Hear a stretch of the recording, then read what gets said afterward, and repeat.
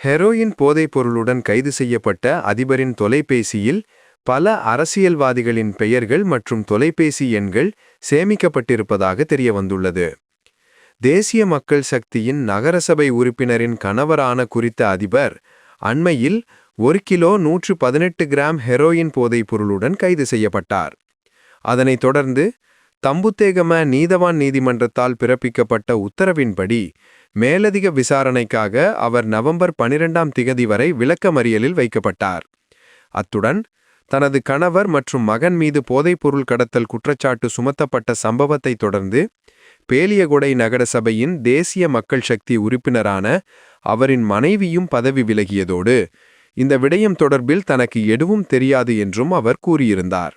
இவ்வாறானதொரு பின்னணியில் கைது செய்யப்பட்ட அதிபரின் தொலைபேசியை ஆராய்ந்ததில் அவர் சமீப காலங்களாக ஏராளமான அரசியல்வாதிகளுடன் நெருங்கிய தொடர்பில் இருந்து வந்துள்ளது கண்டுபிடிக்கப்பட்டுள்ளது. குறித்த தொலைபேசியில் அரசியல்வாதிகளின் தொலைபேசி எண்கள் பதிவு செய்யப்பட்டிருப்பதும் தெரியவந்துள்ளது.